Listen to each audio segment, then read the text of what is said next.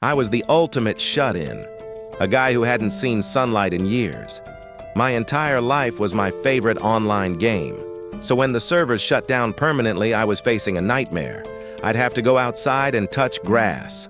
Desperate to avoid that fate, I went looking for another hardcore game, something that would take another decade to beat. I found one that claimed to have no ending, no final boss, no credits. Perfect. I cranked the difficulty to hell mode, picked the hardest class, Summoner, and hit start. That's when my computer literally sucked me into the screen. I woke up as a newborn baby. My new dad, Rudin, was thrilled and named me Alan. My parents were poor farmers, but they gave me more love than I'd ever had. Over the next few months, I learned I was in a rural village where everyone paid taxes to some feudal lord. My dad was a farmer. My mom, Teresia, was a housewife. They were both in their early 20s, so I figured I'd have siblings soon. I was actually looking forward to being part of a real family. One night, remembering every isekai cliché, I tried to open my status window. Instead of a holographic menu, a massive grimoire appeared in front of me. I freaked out, closed it fast, and pretended to be asleep. Once the coast was clear, I pulled it out again. My stats were all rock bottom, as expected. The next page detailed my summoning skill. I could already summon H-rank insects and beasts. Then the book flipped to a new page on its own. It was a message from Elmia, the creator of this world. It said the summoner class was still in open beta, and they apologized if I ran into any bugs. Great. I'm a beta tester in my own life. I tried to summon an insect, but no matter what incantation I used, nothing happened. Then it hit me. I probably had to create the creature first. I made a card for a moth insect, but just as I was about to summon it, I heard my mom coming. I faked sleep and actually passed out. The next morning, my dad was out chopping wood, and my mom was doing laundry. Both were outside. Perfect timing. I used the insect summoning spell, and my room filled with glowing spirit orbs. They condensed into a grasshopper the size of a cat, staring at me with the most hostile expression I'd ever seen. I ordered it to fly to my hand. It turned away and ignored me. Either it was stupid, or I hadn't met the conditions. I checked its status window, named it Dana, and saw it gave me a passive boost to stamina and agility. I let out a gasp of excitement, which made my mom burst in. She took one look at the ugly bug and squashed it instantly. I kept testing my skills whenever I could. Next, I summoned a beast, a white rat. It was as dumb as a rock, just like Dina. I named it Mouse and saw it had a skill called Scurry. I activated it, and the thing started zipping around me at insane speeds. I could only create 10 summon cards total, so I made 10 rat cards. This boosted my attack stats. Now, at 1 year old, I could chop wood with ease, but it wasn't enough. I was starting to regret picking hell mode. Then my dad came home covered in blood. My mom freaked out, but he was fine. He'd hunted a giant boar. He took me to see it. On the way, we saw massive dinosaur-sized birds called alberons. My dad called them monsters. He told me he named me after them, hoping I'd live freely and fly wherever I wanted. I fell asleep in his arms. When I saw the boar, I touched it and realized how weak I really was. It was a C-rank monster. A neighbor, Goethe, explained it takes 20 men to take one down. I had a lot of work to do. 10 months flew by. I was now a year and 10 months old. I could summon G-rank monsters and even fuse H and G-rank cards. But when I tried to fuse them, I got a notification. Low MP. I was hungry. I ate a massive meal, scaring my parents, and went back to try again. Still low MP. I gave up for the day. 3 years later, at age 5, I finally had enough MP. I fused a G and H rank card into a GH card and summoned a new familiar. It was a bird I named Chep, with high agility and strength, and a voice mimicry skill. I could use that in combat. I took my new familiars outside. Hop was a bird that could only hop. Mole could dig. I was planning ambush tactics when I fell into the hole Mole dug. Reality check. I was still a kid, barely able to fight. Then I heard a voice I dreaded. It was Krena, Gerda's daughter, coming for our daily sparring match. We grabbed wooden swords and she completely demolished me. She was faster, stronger, and I couldn't land a single hit.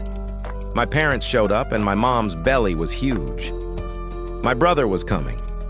At dinner, I offered to help on the farm since Mom couldn't. My dad refused. They insisted I was just a kid and should keep playing with Krena. They mentioned the evaluation ceremony when I turned 5. If I got good skills, we could be freed from serfdom. They also caught me throwing rocks at a tree. I lied, saying I was protecting Mom from monsters. Really, I was testing for other skills. The next day, I was practicing summons when Krena showed up for our daily beatdown. I lost again. My dad came home, and a cricket jumped on my mom. She fell, went into labor, and my brother was born. They named him Mesh, after another monster.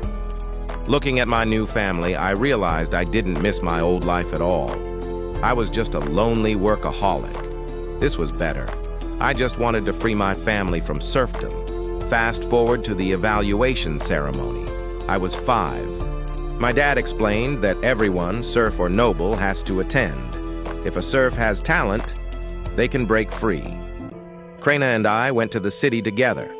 The crowd was massive, and other kids were dressed way better than me.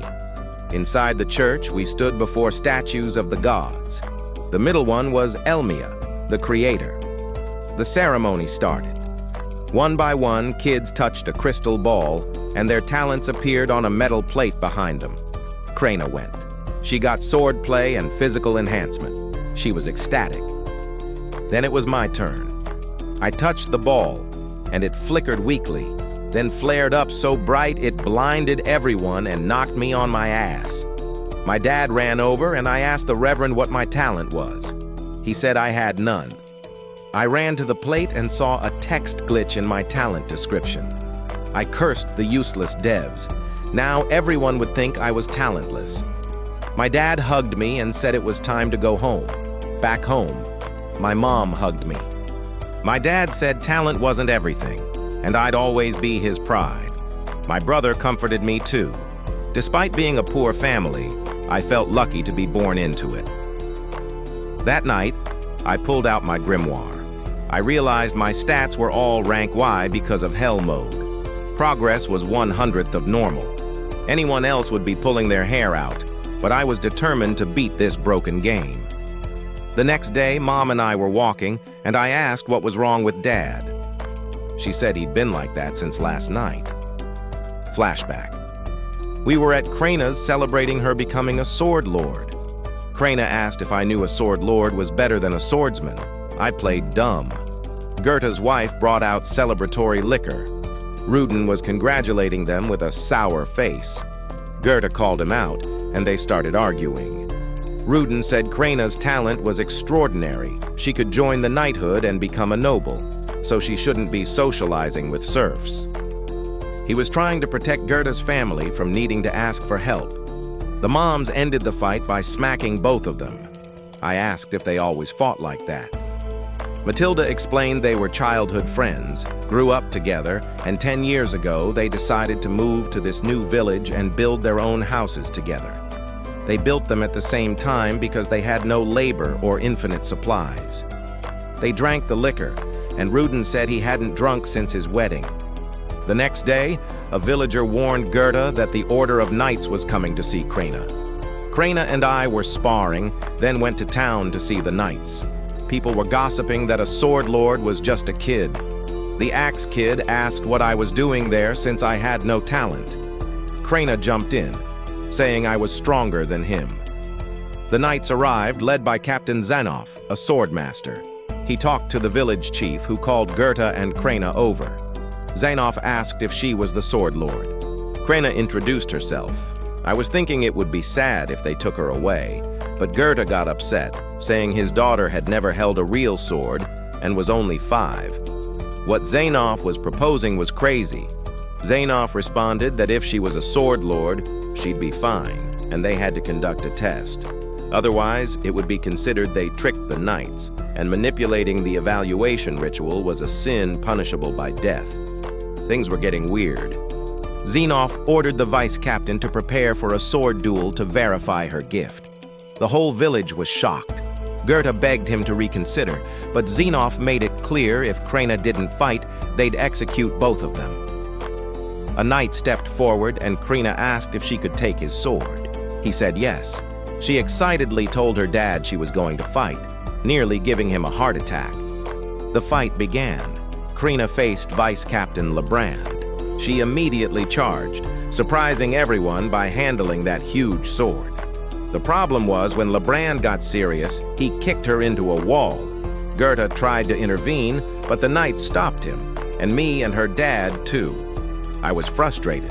Krena had talent, but she couldn't compete with the vice captain's real experience. But Krena got up again and started releasing an aura from within. Lebrand got nervous. Krena rushed him, and now he could only defend. He realized Krena had an extra skill. She broke his sword with one strike. Xenoph ended the fight. Krena, smiling, thanked the vice captain for the fight, commenting he was pretty strong for an old man. The poor guy was only 24, younger than my dad. Goethe, realizing his daughter was a true sword lord, started patting the knights on the head. He picked her up and she laughed. Xenoph approached, apologized for his discourtesy, and said it was time to discuss his daughter's future. He told Goethe his friends could come too. Back at the chief's house, Goethe was still furious, understandably. I wondered what the axe kid was doing there. Xenoph explained he was there by order of the landlord, who wanted to verify the ritual wasn't manipulated. He told the chief that villages usually take the chief's name, but since a sword lord was born here, the landlord wanted the village named Krena. The chief accepted without complaint. Xenoph revealed that 3 years ago, a sword lord was born into a count's family. I found that interesting. Sword lords were supposed to be born among commoners or serfs. Xenoph continued that this sword lord entered royal service, but his performance was unsatisfactory. When they repeated the ritual, they discovered he was just a regular swordsman.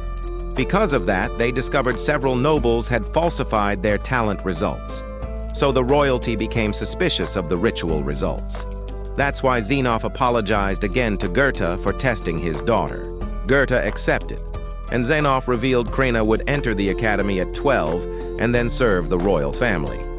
The axe kid asked if he could become a knight by going to the academy, nearly giving his dad a heart attack. He quickly apologized to Xenoph. Xenoph noticed my black hair and eyes. Rudin said I was his son. Goethe introduced his friend Rudin. Surprised, Xenoph stood up, asking if he was the boar hunter. He apologized for not properly greeting the village hero. Rudin asked why he called him that. Xenoph revealed the landlord was delighted every winter to receive the giant boar meat the village sent. He knew Rudin took great risks hunting them, so he congratulated him on his excellent work. Rudin shook his hand, and later we said goodbye to our friends. Walking home, he commented that if a serf like him could earn recognition, then even if life was hard, they should keep living with their heads held high. I understood. My difficulty was on hell mode. Before going home, I told him I had a gift for Mom and Mesh. I asked if maybe I shouldn't have, but then he started laughing and revealed he did the same thing. I finally leveled up my summoning skill. I opened my stats and saw I got the enhanced skill, meaning I could now make higher level summons, and I unlocked F-rank creatures. I wondered if I still needed to fuse cards to get new ones, like with Chep. I also wondered what my next summon type would be and started fantasizing about summoning a dragon. My card slots increased from 20 to 30. It had been 2 years since my skill increased, and I couldn't wait for night to test it. At home that evening, I offered to do the dishes so I could finish chores fast and test my skill in secret.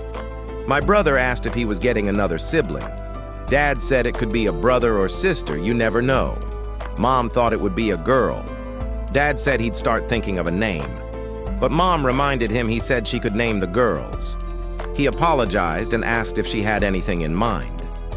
My MP maxed out and my book appeared. When I opened it, I accidentally read Elmea's name out loud and my parents scolded me. "You don't say the Lord's name in vain."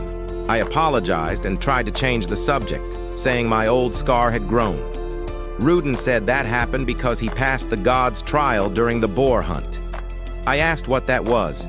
He explained it's a special moment that sometimes happens during hunting, causing a sudden energy burst that heals all wounds and exhaustion. I realized that must be how they describe leveling up in this world. My dad was an experienced boar hunter. I couldn't see his stats, but I bet he had a high level. I knew even with my summoning skill leveling up, I was still level 1 because I never gained EXP. To do that, I'd have to defeat monsters. But serfs aren't allowed to leave the village except to hunt. I asked Dad to take me hunting, but he refused.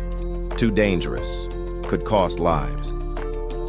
I accepted and went to bed. Later, lying in bed, I thought about the message I received earlier. I'd sent several toxic messages to the admins and checking, I saw I was right. They fixed the glitched text and my stats. I thought all my stats were rank I because of Hell Mode's slow growth, but seeing my actual stats shocked me. I had S rank in MP and Intelligence and as many rankings as Krena. I was happy to be rewarded for my effort. I opened the skill book and started enhancing Dina, seeing its stats increase, specifically the ones granting buffs. But the buffs given to me didn't change. I decided to see the improvements and summoned Dina. Just by appearance, I could tell his power increased. This proved a summoner's role was more than just bringing monsters forth. I was happy, but my mom walked in and came face to face with Dina. She panicked and stepped on him. The next day, Dad was leaving to hunt. Mom saw him off. Distracted, I approached, thinking after going through a summoning cycle, I learned that enhancements on a card don't disappear. That meant as long as I had MP to spare, I should enhance every card in my inventory. Mom called me to say goodbye to Dad. I did and wished him a good day. While hanging laundry, I thought I'd been testing various combinations daily, but still hadn't unlocked any new types. The only test I hadn't done was F-rank insect with F-rank bird. I tried and finally succeeded, unlocking a new F-rank plant card. I was a bit disappointed by the rank, but seeing the buffs made me happy. It came with an MP buff, which was great for me. Thanks to this buff, I could do much more throughout the day. At this rate, it would take decades to reach the next level, but this card could shave off some years. I decided to see what the card could do and summoned it. An apple appeared. I named it Apo, saying it was clearly not made for fighting. Its skill was aroma. I asked it to use its skill. Apo went into the ground and a seedling grew. I smelled essential oil and thought our boring yard was now closer to becoming a botanical paradise, but I snapped back to reality. I'm not a gardener. My mom approached with my brother calling me for lunch. I told Apo to return, but nothing happened. Mom asked what that seedling was. I played dumb, wondering what Apo's problem was. I went to spar with Krena and got defeated again, but Krena complimented me, saying I'd gotten stronger. I thought my sword mastery skill reached level 3, and inventory expansion gave more space to increase stamina and attack. I wondered if Apo's aroma had any battle effect. Later, I was throwing rocks at a tree. In my thoughts, I'd thrown over 20,000 times, but no sign my skill would evolve. My brother asked when we were leaving because this was boring. Since Mom got pregnant, I'd been responsible for watching Mesh during chores. I thought it was better to focus on leveling my summoning skill. Trying to level throwing wasn't worth it. Still, I kept throwing, believing the next throw might level it up. My brother asked what those trees were. I explained I did some tests and discovered some things, mainly about Apo's skill. The aroma it produced could reduce MP recovery time, which was useful, allowing me to do even more physical activities. That night, I commented to Mom that Dad was late. Teresia wondered why, since Rudin said he'd work nearby. Goethe shouted for Rudin to hang on as several men carried him on a wooden plank. Teresia and I ran to him while Goethe assured him he was home with his family. He explained Rudin was hit hard in the stomach. They only kept him alive thanks to a healing herb called Muller's flower. Teresia was shocked. It was very valuable. Goethe explained he got it from the knights as an apology for what happened with Krena. Without it, they'd be screwed. One of the helpers said it was some dumb commoner's fault. They wanted to make him pay, but Goethe went inside and started crying. I led him inside, and the helpers left. I asked Goethe what really happened. He explained a few days ago the village chief summoned them. He wanted to let commoners join the hunt because boar meat was valuable to them. Although most goes to the baron, the leftovers are divided among hunters. Despite that, no commoner had ever volunteered for a hunt. It's too dangerous, and there are casualties every year. But serfs make a living this way, so nothing can be done. I asked why the commoners decided to participate this time. Goethe explained it was because they heard there was a hero among them. Captain Zenoff had called Rudin a legend in front of everyone, so the commoners thought they'd be safe joining the hunt. Neither he nor Rudin were comfortable with amateurs joining, but since it was a direct order from the village chief, they couldn't refuse.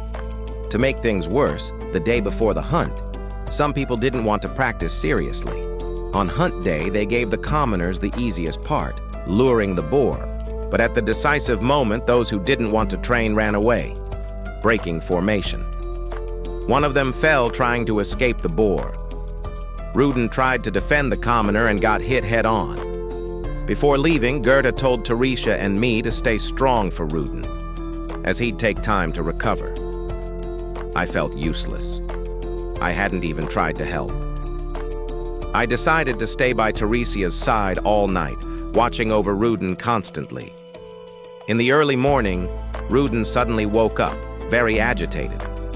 Teresia immediately hugged him, relieved to see him conscious. Mesh also ran to hug Dad, while I just watched, wondering what I'd been doing with my life. I'd been completely focused on getting stronger, but having power is useless without purpose. For these people, this isn't a game. They're doing everything to survive in this cruel world. I needed to protect my little brother and the other siblings still to come. Goethe returned, bringing Rudin's share of the meat as promised, and was happy to see him awake. Rudin said he was still pretty bad, but Goethe told him not to worry. He'd make sure his family was well taken care of during winter. I told Dad to rest and let me handle things, promising to keep our family safe. Everyone was surprised by my determination, but I decided to prove my words with actions. I started working, carrying heavy things, which impressed the other servants. I decided it was time to stop pretending. In this village, there was already a rising heroine named Krena, so there's no problem if a talentless guy like me gets a little attention. Family comes first. Teresia thanked me for bringing water, saying it must have been heavy to carry. Later that day, Goethe taught me to harvest potatoes, and I surprised him with my strength. Goethe admitted I was even stronger than he thought. I said I inherited it from Dad. When we finished, I complained that the Baron gets more than half the potatoes after all that work. Still, we'd need other things to survive winter. The village chief suddenly appeared with an offer of fruit, saying he heard Rudin was recovering. Teresia politely thanked him for his generosity, and the commoner responsible for the incident quickly apologized, saying it was all his fault. I glared at him. An apology won't fix anything. But Rudin easily forgave him and told him to be more careful next time if he wanted to keep hunting. The commoner took his words seriously. I was impressed by how magnanimous my dad was. Teresia, however, stood firm and warned the commoner that his mistake almost cost her husband's life. The commoner acknowledged his error and accepted her words, but before he could say more, other servants showed up to see Rudin. Rudin finally smiled and told everyone to relax. He was still recovering. I was simply impressed, realizing I had the best parents. The next day, I decided to create a wide area to run experiments. When I finally finished, I summoned Hopper, and a bunch of colorful frogs jumped on my face one after another. As a second step, I set up several traps and hid nearby, making sure not to be visible. After that, I had the frogs use their provoke skill, and they started hopping around the traps while changing color. I knew this was the most cliché trap ever. But if I could catch about 50 wild birds or fowl, my family could survive winter. After a while, I gave up and admitted this wasn't working, so I decided to rethink everything. But just as I said that, I got excited seeing a wild bird approaching. I realized it wasn't a common bird, but a dangerous Albaron. The monster started devouring the frogs, and I stayed hidden. I didn't expect Provoke to attract a B-rank monster. It's the monster I'm named after, and it looked pretty strong. I knew the best option was to run. Before leaving, I noticed my skill leveled up to 2, allowing me to increase creature attributes from +10 to +20. So I thought it was worth a try. I charged at the bird with my wooden sword, but the Albaron quickly knocked me down. Without hesitation, I summoned Fido. My chance to use my summons in real combat had finally come. Unfortunately, the Albaron wiped out all my summons and hit me even harder than before. I realized I was losing the buffs from each defeated creature, which was weakening me. This was a major drawback of being a summoner. I started thinking this might be the end for me. Continuing the fight, I called on my summons to latch onto the monster's neck and start draining its energy. That way, I managed to break free, though I was severely weakened. Now that I'd applied the buffs, I could call on Pots and Chews to attack. And with a strike to the head, I finally brought it down. My grimoire appeared, telling me I defeated an Albaron and gained 100 EXP. I celebrated, saying it was more satisfying than I imagined. I went to my family to tell them about this feat, bringing the Albaron with me, though I lied, saying I caught it in the sky. Everyone was amazed. My dad asked if I was hurt. I said I was fine. Gerda was impressed. I caught it using just a wooden sword and rocks. But he noticed the bite marks and asked if I'd been bitten. I said I wasn't sure. I was too focused. Gerda simply believed me and told Rudin he'd take care of bleeding the creature. I saw the rooster Gerda had and figured Krana must have hit him. Anyway, details.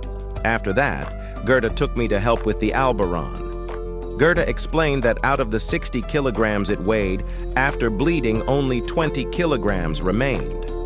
Only half of that was edible. However, the wings were very valuable. I thought it was very kind of him to share that, though Gerda also mentioned that 60% of the beast would go to the chief.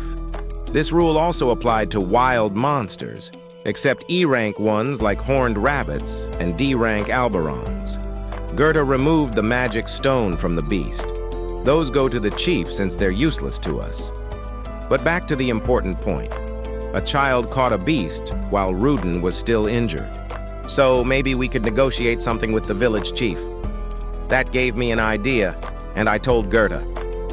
So we went to the chief's house. We brought the beast to him and told our story. The chief was excited, but we asked if we could keep the beast. The chief said no, because the landlord demands more and more meat. Hearing this, I guess that's why they allow commoners to hunt. Gerda then proposed giving up the feathers and the magic stone.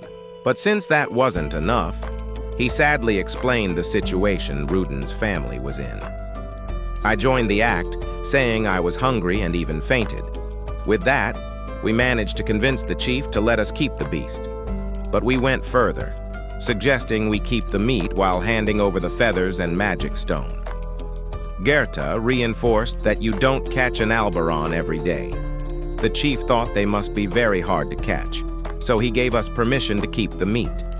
With that resolved, I went back to the field to catch more Albarons. I used the plants as bait and had the Chews drain their energy.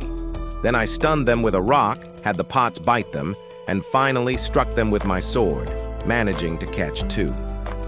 I mentioned I hunt once every 3 days, and this was the first time I didn't lose any summons.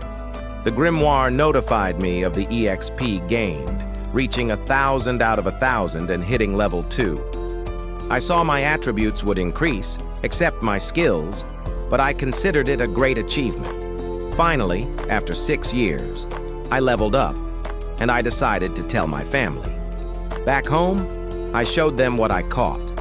Rudin was surprised, but I highlighted that I even caught them at the same time. Rudin noticed something but avoided commenting.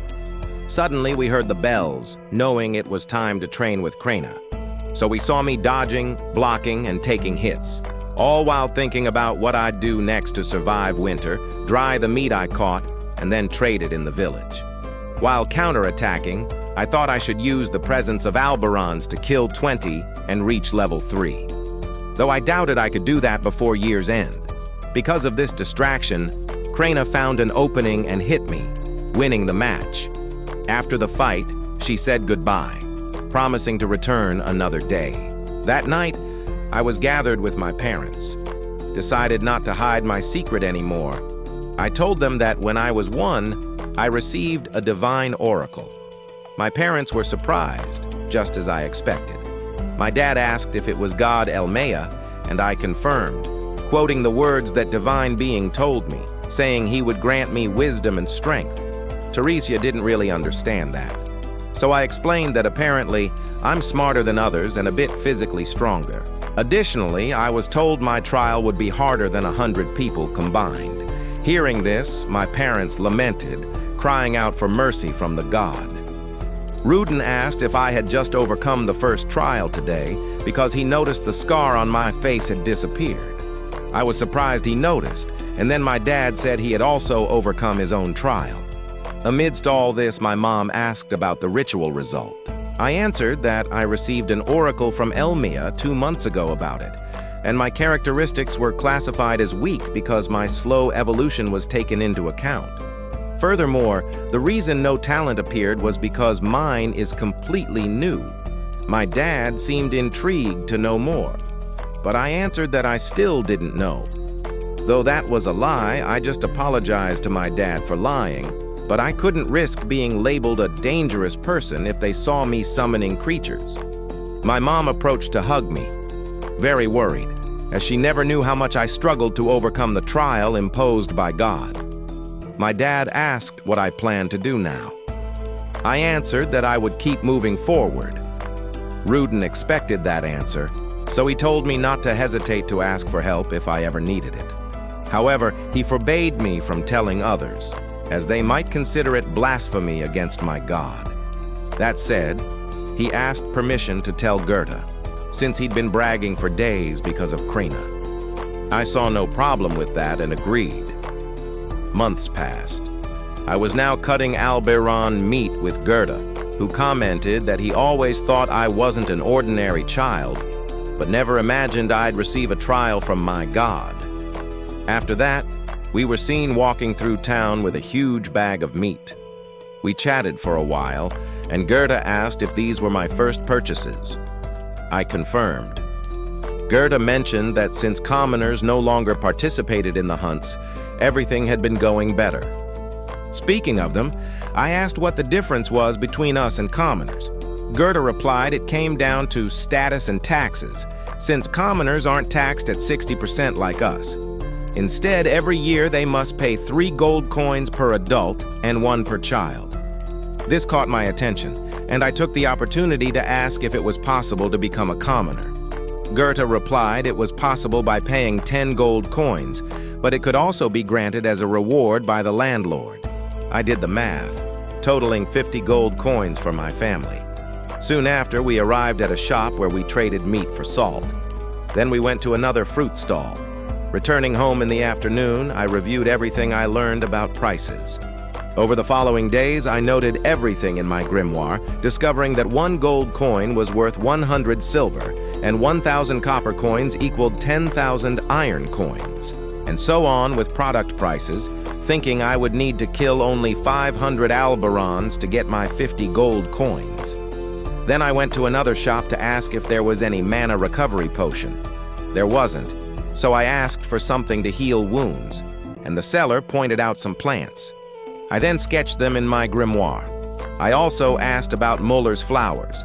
The seller commented he didn't have any and couldn't afford them, though he mentioned he had one by chance. It was the one he sold to Gerda last month. He remembered offering to take 3 gold coins instead of 5 to save his friend. In the end, he sold it anyway, losing 2 coins.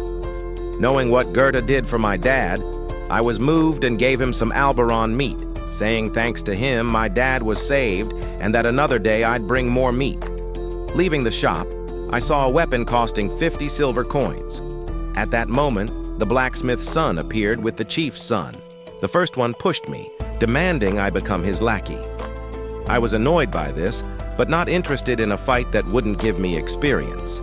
Still, I drew my sword to scare him, challenging the axe wielder to draw his weapon and fight. He accepted the duel and told Palomos, the chief's son, to watch while he went to get his weapon. He immediately returned with a hoe. The axe wielder fought well, but not at Krina's level, and with one move I disarmed him. Before leaving, I told Dogora I'd come back to buy something and left, leaving him furious. In the afternoon, we saw Dad removing his bandages and boasting he was good as new. Teresia asked him to be careful not to get hurt again. I enjoyed this family moment, watching everyone chat. The next day, I was at Krina's house training with Dogora, while dangerous Krina trained with her younger brother. I noticed with me she held back. Dogora tried to attack me by surprise. I managed to dodge, and Dogora ended up crashing into the ground. At the end of training, everyone went home. That night, I and my mom were taking care of my siblings. Dad and Gerda arrived, both with worried expressions. Inside the house, they explained what happened. The landlord had summoned them and decided to increase the hunting quota to 15 boars. This meant commoners would have to participate again. Teresia opposed the decision, but Rudin clarified these were the landlord's orders.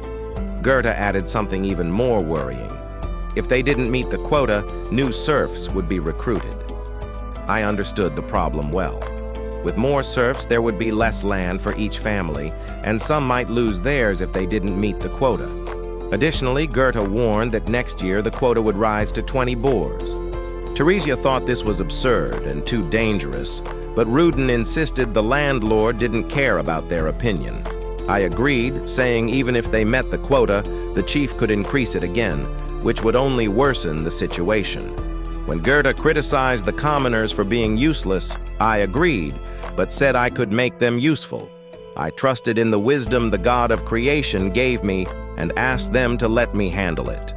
Days later, I arrived accompanied by the commoners and other servants ready to act.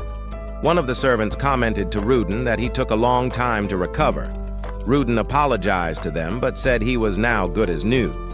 Another servant asked if I was really going with them. I received an affirmative answer from my dad, who also said they would use my strategy on that day's hunt, but I was only going to observe and wouldn't get involved in the fight. I thanked them for letting me come along, but I wished I could participate in the hunt. However, my stubborn dad wouldn't allow it. Still, I was happy to be able to participate in training the newbies to help the group hunt more boars, because I never wanted to see my dad like that again. The commoner went to Rudin to apologize once more, but the man told him not to worry and focus on his role in the hunt. Gerda gave the signal and the gates opened. I was enchanted by the view. It was my 7th year living as a serf, and it was the first time I managed to leave the village. I spotted a mountain called White Dragon Mountain, and every autumn the boars come down from the mountain to near the village looking for food. Some legends say a white dragon lives there. I got even more excited, because now it really felt like I was living in a fantasy world. However, I was soon pulled from my thoughts when a servant asked if I was already scared, and that's why I wasn't keeping up with them. At the hunting site, Rudin ordered everyone to stay calm and go to their positions. The boar was lured to the spot, and I realized this was really scary. Gerda, leading the first team, ordered everyone to thrust their spears into the boar. Then they pushed hard to hold it and shouted for Rudin. Rudin, leading the second team, came from the flank and started stabbing the boar in its vital points. I realized it was a good method, and that's why they'd successfully hunted so many boars for 10 years. But I thought it was a mistake to count on people they didn't even know to finish the boar. I told the commoners to take their positions. Rudin ordered the attack, and they thrust their spears into the boar, which fell. Rudin and Gerda at the chief's house. They asked why they were summoned. The chief said the Baron would visit them personally next month. Rudin and Gerda were shocked. I thought it wasn't enough to increase the number of boars to 20. Now they'd have to deal with the Baron. The chief explained the Baron became interested in observing the boar hunt. Goethe commented it wasn't enough to increase the number of boars. Now the Baron wanted a show. He asked if the surprises would ever stop. Rudin said it was fine for him, but was confused about why I was there. The chief explained he'd need someone to act as a tour guide for the Baron during his time in the village, and thought I'd be the best choice. Goethe asked why not choose his own son. The chief replied that unfortunately his son wasn't suitable for this task, and asked me if I could take on the responsibility of showing hospitality to the Baron, starting with dinner the day before the hunt. I thought they were basically asking me to entertain the big shot while he was in town. I understood the reason for the mulmo fruits, but I thought this payment was too weak. The chief said he heard the hunts were a success thanks to my intelligence and was sure I could handle this job. I thought frankly I didn't want to deal with the Baron, but I might not have another chance to leave the village as a serf.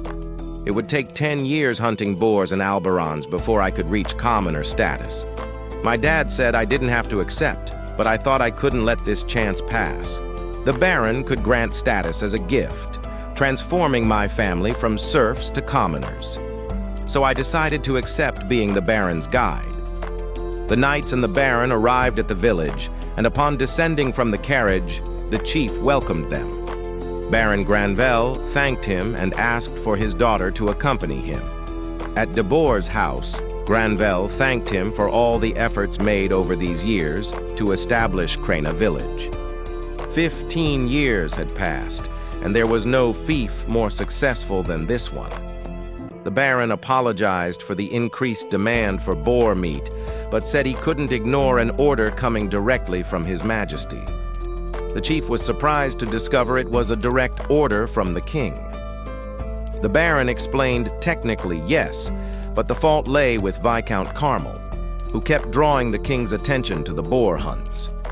The chief was scared, and the butler asked the Baron not to raise his voice. Food was served and everyone started eating. When the Baron bit into the meat, he was impressed and asked the chief what meat that was. The chief was speechless, but at that moment, I apologized for interrupting and explained it was an Alberon dish made with thigh and liver, flavored with a blend of herbs. Granville asked de Boer if that was his son. The chief explained he was Rudin's son. The knight commander remembered him as his black hair and eyes were familiar. I then greeted Zanoff and said I would be their guide during the hunt. The Baron was impressed by my politeness and asked if my father was a former cavalry member. The chief explained he came from a family of serfs. Cecilia started screaming, asking why there was a serf in the guest hall. The Baron interrupted her and said serfs were members of the fief, and she couldn't treat them like animals. She then apologized to her father. Zenoff told me he was looking forward to the next day's hunt and hoped I'd be able to explain the details during the hunt. He commented that hunting 20 boars in a year must be a difficult goal to beat, and if they were having trouble, the knights could take over the task. Cecilia said it would be wonderful to see the knights kill a boar. The Baron said that after showing the basics, the knights could take responsibility for the hunt. I replied it wouldn't be necessary, as 20 boars was an insignificant number and they'd have no problem meeting the quota. I added that their performance during the hunt would convince them. The next day, the Baron asked Zenoff to take care of Cecilia in case anything went wrong, and the commander accepted the task. The gates were opened, and they went to the hunting site. Arriving there, I showed the structure built so they could observe the hunt. They climbed up, and the Baron appreciated the view. The hunters arrived, and Zanoff was impressed that some even wore armor. I explained they made good use of last year's boars, and the armors were forged from leftover skin, bones, and tusks. The hunt began, and 3 men ran toward the forest. I explained their role was to lure the boars to the hunting grounds, and the key point was speed, so they only used light equipment. I asked them to be patient, as it might take a while to lure the boars there. Zanoff asked me how the swordmaster Krena was doing, as a tutor would be sent in the spring to help her study for the academy entrance exam. I thought it was hard to imagine Krena studying for anything. The first boar arrived. When it passed a certain point, the armored men stopped it. I explained the shields were made with 2 layers of the hardest part of the boar. The attack team advanced and landed the first blow. Soon after, the long spear team appeared. I explained this team was made up of less experienced members. Xenoph really liked how they were handling the battle.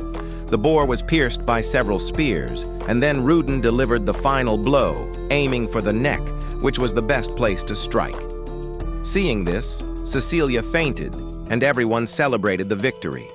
Xenoph told the Baron they weren't cavalry, but true warriors. The Baron commented that at this rate, there'd be no problem meeting the goal. But at that moment, 2 more boars came running. The commander called Lebron to help him, but I said it wouldn't be necessary, as they could handle 2 at once. So we saw the group contain 1 boar and take it down. The Baron's daughter woke up, but seeing that extremely bloody scene, she fainted again.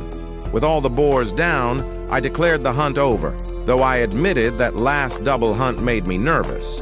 While I was thinking about this, the Baron asked if there were now 17 boars left to hunt. I clarified that no, only 10 were left, as 7 boars had already been hunted that year before the Baron honored them with his presence. The adults were surprised and commented that apparently the captain's knights weren't even needed. I thanked them for the words and, changing the subject, told the Baron I had 2 requests. The first was authorization to build 2 more shield walls to increase hunting efficiency. The second was the possibility of obtaining goods not available in the village, plus authorization to trade liquor among the serfs. The Baron asked why, and I explained that as more boars were hunted, there was a real concern that the abundance of meat would reduce its value in the village. So trading meat for imported liquor would help balance that. I commented the Baron would surely understand.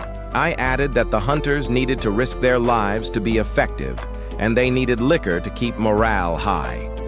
Captain Xenoph considered the request completely justified, and the Baron promised to consider it.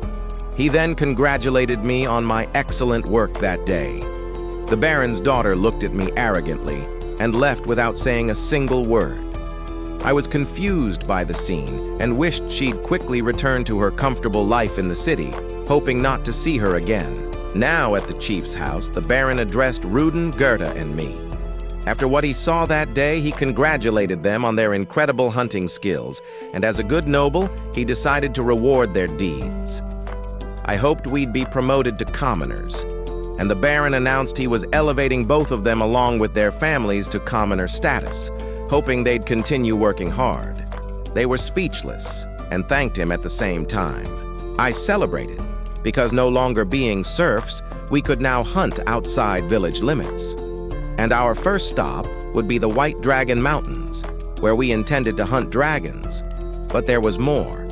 Any serf who had participated in hunts for over 10 years would also receive the same status, leaving it to them to decide who deserved it. So far, the king's request had been fulfilled, but he remembered asking for something else. He wanted to promote Krena village as an example for the kingdom, so he wanted to know the history of the hunts. Rudin and Goethe offered to tell it. It all began in the spring 13 years ago, when 100 serfs were relocated there to develop the land as part of the colonization decree. After 6 months, they had cleared a large part of the forest and were nearing autumn when disaster struck. A boar appeared out of nowhere and devoured all the food they had stored for winter. Many serfs decided to cross the border and fight for food in their old villages, but that meant not coming back. So Rudin spoke up and proposed hunting boars for meat. Everyone united with whatever they had on hand and managed to kill a single boar.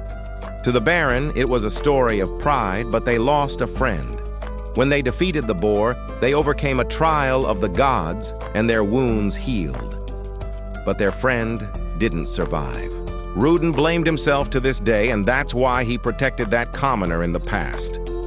The Baron lamented what happened, but acknowledged that without Rudin, the village wouldn't be what it is today.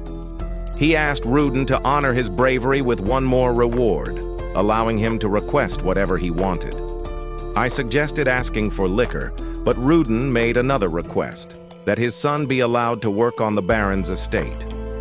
He believed I had a better mind than him, and that any work would be beneficial. I didn't want to accept, but the Baron considered the idea. Even Sebas the butler thought it was a good proposal, though it would take away my freedom.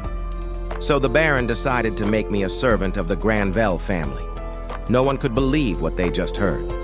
Cecilia said she didn't want a servant in her house, but now I was a commoner. I tried to find a way to refuse, but I saw Rudin crying with happiness for me and couldn't refuse, accepting to work as a servant. On a new day, Teresha dressed me, and the whole family showed sadness at my imminent departure. When I went out, my friends also came to say goodbye.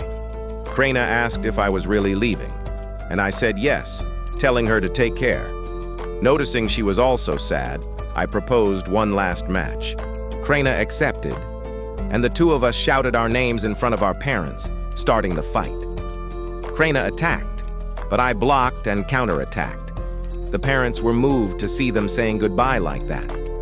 They soon noticed I was gaining an advantage, and everyone was surprised. I revealed I had used almost all the magic stones I'd accumulated and created 20 copies of Hawkins to increase my agility. While attacking Krena, I thought that soon she would study at the academy and then enter royal service, and maybe we'd never see each other again. So I wanted to say goodbye in the best way possible. I swung my sword, neutralized Krena, and won the match. Krena was surprised to have been defeated, but I suggested we consider it a draw, promising to decide the winner next time we met. Krena accepted with a smile, which reassured me. After the duel, goodbyes began, and then Palomos and Dagora arrived. Dagora handed me a dagger as a farewell gift and walked away without saying anything. After saying goodbye to everyone, I left with my parents. On the way, my dad told me to work hard and go far, and I promised I would. After a few hours, we arrived at the landlord's, who was waiting with a carriage. I said goodbye to my parents and got in, accompanied by the Baron and his daughter. I couldn't help but feel some sadness, especially seeing through the window my mom bursting into tears. Arriving at the Baron's mansion, I was impressed by its size. Soon after, we saw Cecilia on my shoulders trying to reach a fruit on a tree and complaining that I was too short. I suggested she stand on my shoulders, and Cecilia thought it was a good idea, but I warned her that if she fell, she could split my head in half. She climbed up and with some effort managed to grab the fruit, but upon biting it, she said it was disgusting. I commented that fruits growing on tall trees tend to be sour. Cecilia replied that even knowing that, I didn't warn her and let her eat it. I played dumb, saying I forgot. Cecilia then said she wanted to cleanse her palate with a popo fruit and ordered me to go buy it at the market. Suddenly, something appeared high above them, and I asked if it was an aircraft, but Cecilia said no. It was a magic ship. I remembered seeing some tools powered by magic stones that Palomos had shown me, like clocks and lights, but I'd never seen anything remotely like that. Later, I woke up in a place that looked like an attic full of cobwebs. I said I slept way too well, nothing like sleeping in low-quality internet cafes. I smelled an aroma and saw 2 plants. Sniffing them, I realized they had the effect of reducing MP recovery for 6 hours. I started the day excited, but my stomach growled, and I went to the dining hall for breakfast. There I saw several servants, and one of them called me over. I went to the table, and he introduced himself as head servant Rika. Rika asked how things were going with Cecilia. I thought she was whiny, but replied things were going okay. Rika said that was part of being a servant like him. If I were just a messenger, they wouldn't demand so much. I asked what exactly was the difference between a messenger and a servant. Rika explained that senior servants include butler, housekeeper, valet, lady's maid, and head chef. The lower ranks are coachman, cook, gardener, manservant, and maid, and all of them are formally considered part of the family. Messengers, on the other hand, are just occasional helpers and therefore don't count as family members. I asked if servants really were considered part of the family, and Rika confirmed. I thought that's why my dad was crying tears of joy. The Baron was generous enough to make me part of the family, and I needed to be grateful for that. I served Cecilia and thought I wasn't surprised by the simple meal of the servants, but I figured the nobility probably didn't eat much better. I wondered if the Baron was one of those who didn't like to spend much. Cecilia's mother told me I learned the basics very quickly and congratulated me. I replied it was all thanks to the teachings of my elders. She really liked the answer and commented to her husband that my manners were far beyond what was expected of a servant. The Baron agreed. Although I had no talent, I realized the Baron had investigated me. Hearing I had no talent, Cecilia laughed, bragging about being a sorceress, a 2-star talent, and saying her older brother was a swordsman. But her father reprimanded her, having told her countless times not to boast about her talent. Her brother Thomas started crying, as he was the only one without talent. The Baron told him to calm down, as he would attend the Nobles' College in the royal capital. Thomas commented he wanted to go to the city academy like Mai did, but his father refused, saying they only accept those with talent, and that's why he also went to Nobles' College. But he was happy he went, because that's where he met his beloved and built his family. While his mother told Thomas not to let it affect him, Cecilia glared angrily at me, and I didn't understand why the blame had fallen on me again. Later, Rika asked if I was going out, and I confirmed, saying I had the afternoon off. Walking through the city, I thought it was a whole new world compared to the village. I saw the Adventurers Guild and ran inside, asking the receptionist if I could become an adventurer. She asked how old I was, and when I said 8, she refused, saying the minimum age was 12. This left me shaken. I was doing this as a servant out of respect for my dad, but I decided I wouldn't give up hunting monsters. I went to the request board to get more information and saw requests to hunt rabbits, D-rank goblins, giant frogs, plus C-rank quests to hunt orcs and armored ants paying 3 silver. An adventurer arrived and said it wasn't a playground and told me to go home. I apologized and said I was leaving, but I stopped and asked why some rewards didn't have a specified spawn location. The adventurer explained that monsters without a fixed location on the quest could be found in various places and asked since when he became my teacher to be answering questions. I asked him to calm down and asked how monsters get different rankings, promising to leave as soon as he answered. The adventurer said monster ranking increases with distance from the city. The farther away, the higher the rank, with the highest level being the white dragon living in the mountains. I saw a B-rank quest and asked why no one hunted that monster since the payment was good and the location was specified. The blue-haired man said that creature was very strong and its speed was immoral, so they preferred to leave it to the knights. I was happy as the adventurer was telling me everything and asked about the white dragon since the reward had been available for a long time. The adventurer said it was extremely powerful, but there were huge mephril deposits in the mountains where it lived, and some people were eager to mine it, making me realize mephril must be worth more than the reward for killing the dragon.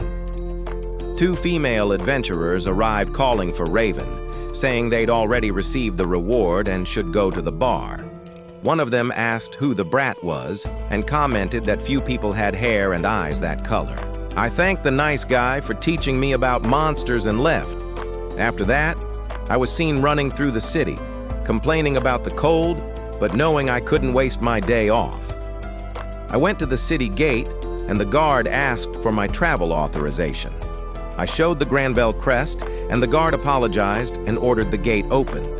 The guard asked if I didn't need an escort, but I was so excited I just ran out, having waited too long for this. I knew I shouldn't go too far to avoid attracting dangerous monsters and thought up to D rank was fine.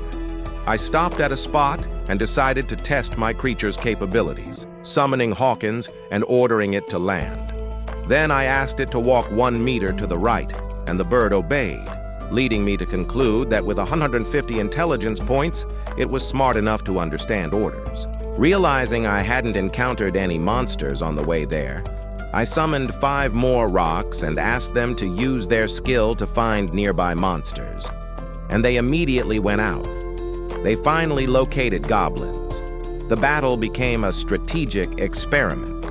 I summoned multiple units, alternated attacks efficiently, and used the Andarina skill, Agia, to put enemies to sleep, leaving them vulnerable. Victory was quick and yielded 1,000 EXP at once. I concluded efficiency was key. Goblins offered less individual XP than boars, but were defeated much faster. I adjusted the radar to focus on groups of 5 or more within a 3-kilometer radius. By day's end, I had taken down 5 rabbits and 80 goblins, accumulating 16,000 EXP and leveling up twice in a single day. During the hunt, I discovered Agia's sleep effect had a high success rate against goblins and could hit multiple targets at once, ensuring total field control. I also learned a system limitation. The level of magic stones determined which summons could be created, requiring a varied stock. Excited, I thought about continuing at night, but realized a problem. My bird-type summons suffered from night blindness. Even being magical, they didn't see well in the dark, forcing me to end the hunt. I panicked, realizing I planned to use Garfo as a guide back, but the summon was blind in the dark. I improvised using iron spheres I had ordered. The investment of 60 silver coins proved useful for orientation and logistics. After 4 intense hunting sessions, I reached level 12, following my strategy of gaining experience and reinvesting in equipment. My routine started attracting attention. The Baron summoned me, praised my performance, and asked what I did on my days off since I left at dawn and returned in the afternoon. Pressured, I admitted I hunted magical creatures outside the city, justifying myself by being Rudin's son and having it in my blood. The argument convinced the Baron. Tension increased when the Baron mentioned the horned rabbits I'd been raising, revealing I was being monitored. The boss believed I was trying to tame beasts to sell meat illegally and advised me to stop. I clarified I only discarded the carcasses. Then, an advantageous agreement emerged. The Granville family would buy each meat for 1 silver coin. With official permission to hunt, I started profiting in addition to gaining experience. I set aggressive goals: kill at least 100 goblins and hunt horned rabbits to accumulate XP, magic stones, and money. During the hunt, my radar detected something moving far beyond normal range. Investigating, I found a trio from the guild cornered and seriously injured. Ravi refused to abandon his companions. Unable to reveal my summons, I decided to fight using only my own attributes. At level 12, with attack and speed above 300 points, I surpassed D-rank monsters without magical help and neutralized the main threats, leaving only 1 weakened goblin for the adventurers to finish. Ravi was at death's door, and the group had no magic power left to heal him. Rita was in despair, but I used the life herb, a rare item generated by Mamataro. The effect was immediate. Bleeding stopped, and Ravi stabilized. Relief washed over the group. Noticing Rita was also injured, I used the herb on her. The adventurers were shocked to see something so valuable being used so casually. To them, it was a rare treasure. To me, it was just a resource from my system that I downplayed as common. Ravi, now recovered, tried to formally thank me for saving the group, but I cut off any attempt at ceremony. I said I was late to meet my daily hunting goal and didn't want fame. As a condition for the rescue, I demanded absolute silence about my identity and abilities. In exchange, I accepted 100 E-rank magic stones. For the adventurers, it was an absurdly low price for their lives. For me, it was the ideal resource to sustain my summons. Raven promised to deliver the batch in a week. I turned the incident into strategic analysis. I compared the Muller's flower used to heal my dad Rudin slowly with the life herb generated by Mamataro, which healed instantly. I concluded the herb worked with fixed and immediate restoration, being much more efficient in emergencies. I also noted I received 160 experience points for the goblin defeated together, about 80% of the total value. Realizing combat division didn't drastically reduce gains, by day's end I accumulated valuable information about healing and experience. and that's where things stand. I've gone from a shut-in gamer to a level 12 summoner, secretly hunting monsters and climbing the ranks while posing as a simple servant. I've got a long way to go before I can challenge that white dragon, but for the first time in this world, I feel like I'm actually playing the game. Thanks for sticking around for the whole story. If you want to see more deep dives into hidden gem isekai and fantasy worlds, make sure to hit that like button and subscribe to Curious Nerd. We've got plenty more recaps, breakdowns, and anime content coming your way. Check out the next video right here until next time.